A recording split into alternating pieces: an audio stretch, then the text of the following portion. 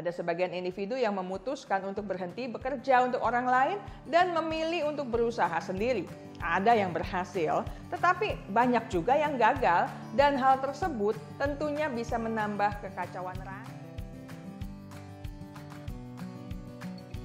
Kita masih membahas mengenai midlife crisis alias krisis parubaya yang umumnya dialami oleh individu 40-an hingga 50-an tahun. Topik ini saya bagi menjadi 4 bagian. Di bagian pertama minggu lalu, kita sudah membahas mengenai pengertian krisis tengah baya, berikut penyebabnya. Di bagian kedua, minggu ini kita akan membahas mengenai dampak krisis tengah baya. Di bagian ketiga, kita akan membahas mengenai krisis tengah baya di kalangan laki-laki dan perempuan. Sedangkan di bagian keempat, kita akan membahas mengenai apa yang bisa kita lakukan ketika kita mengalami krisis atau ketika ada anggota keluarga atau rekan kita yang mengalaminya. Kita akan mulai sekarang. Midlife crisis adalah kondisi yang dapat memberikan pengaruh baik terhadap hidup masing-masing individu jika teratasi dengan baik. Namun, midlife crisis juga bisa memberikan berbagai pengaruh lain dalam kehidupan sehari-hari. Misalnya, pertama, tidak puas dalam hubungan intim yang mereka jalani. Saat mengalami kondisi krisis parubaya alias midlife crisis, seseorang mungkin merasa tidak puas dengan hubungannya saat itu. Ia mungkin kehilangan gairah untuk melakukan hubungan seks dengan pasangannya hingga mengubah ketertarikan seksualnya secara drastis.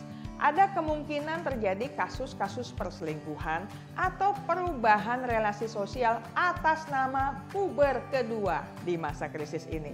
Individu lain mungkin saja memutuskan untuk bercerai karena akumulasi rasa tidak senang selama tahun-tahun awal pernikahannya. Kedua, terobsesi dengan penampilan. Midlife crisis adalah kondisi yang dapat memicu seseorang untuk memperhatikan penampilan agar tetap terlihat awet muda. Mulai dari memilih pakaian yang tidak sesuai dengan usianya, melakukan berbagai macam diet dan olahraga, hingga menggunakan kosmetik atau parfum yang berbeda, atau menjalani prosedur kecantikan agar tetap terlihat muda. Ketiga, tidak puas dengan karir. Midlife crisis atau krisis parubaya ini juga dapat menyebabkan seseorang merasa tidak puas dengan karirnya. Tidak hanya itu, midlife crisis juga bisa menimbulkan perasaan iri bercampur takut terhadap rekan kerja yang usianya lebih muda tapi memiliki kemampuan yang lebih baik. Hal ini dapat memicunya untuk keluar dari pekerjaan atau berganti pekerjaan baru. Ada sebagian individu yang memutuskan untuk berhenti bekerja untuk orang lain dan memilih untuk berusaha sendiri. Ada yang berhasil, tetapi banyak juga yang gagal, dan hal tersebut tentunya bisa menambah kekacauan rasa dan pikirannya. Keempat, mengalami masalah emosional.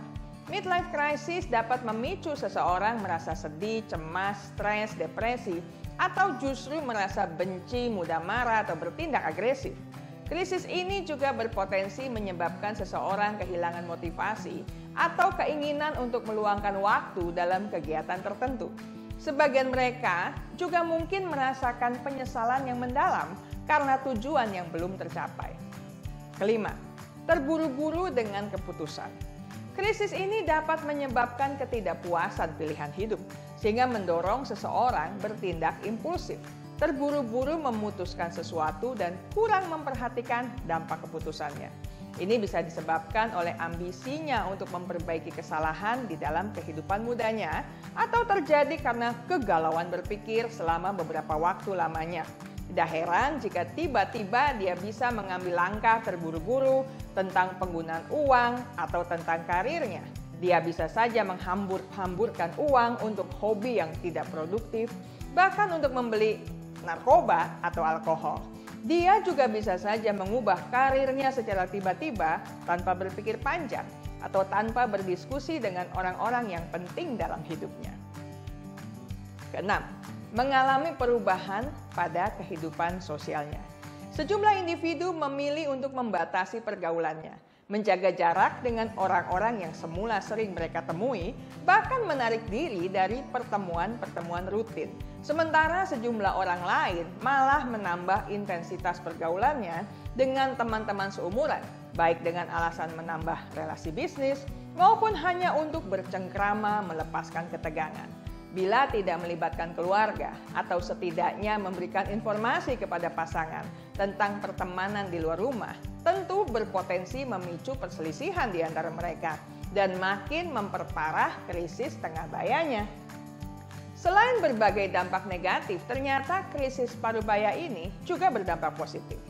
Sebuah studi tahun 2016 yang diterbitkan dalam International Journal of Behavioral Development menemukan sisi positif dari krisis tengah baya, yaitu bahwa mereka yang mengalaminya akan mengalami peningkatan rasa ingin tahu tentang diri mereka sendiri dan dunia yang lebih luas di sekitar mereka, dan masa paruh baya seringkali merupakan waktu untuk refleksi dan penilaian ulang.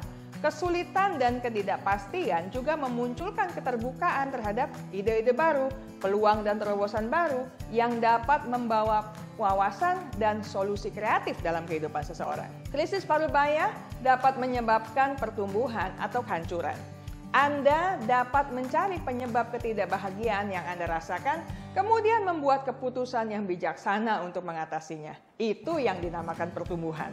Di sisi lain, membuat keputusan impulsif seperti menukar kehidupan Anda yang biasa dengan hubungan dengan pasangan yang lebih muda yang dengan cepat berakhir, atau membeli mobil yang tidak mampu Anda beli, mengarah pada kehancuran. Jadi, tentu saja pertimbangan ada di tangan Anda. Saya selesai sampai di sini. Kita akan lanjutkan di minggu mendatang masih dalam topik yang sama. Ingat baik-baik, kesehatan mental Anda sangat berharga. Jagalah, pertahankanlah dengan sekuat tenaga.